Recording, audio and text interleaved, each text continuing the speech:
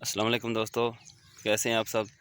तो आज आपके साथ थोड़ी सी मालूमात शेयर करनी थी चारा जात के हवाले से।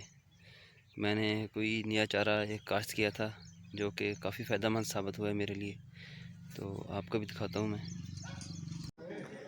ये जी राई ग्रास है, सर्दियों का बेहतरीन चारा। दुनिया में इसको बड़ी अहमियत हासिल है।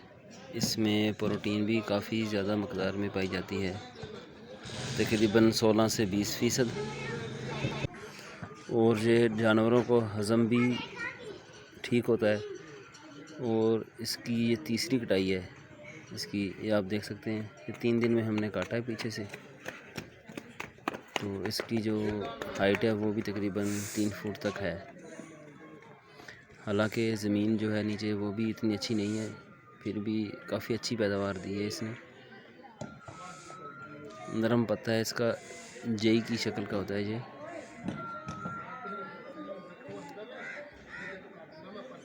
जानवरों की चारे की किल्लत को पूरा करने के लिए बड़ी बेहतरीन चीज़ है। हमने इसको बरसीन के साथ मखलूत काश्त किया है।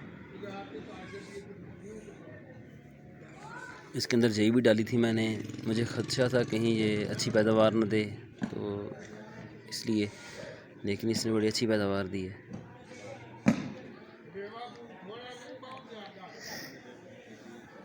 दुनिया में बहुत ज़्यादा काश्त किया जाता है जी, हमारे इधर तो बल्कि हमारे इलाके में तो ये पहली दफ़ा ही मैंने ही काश्त किया है।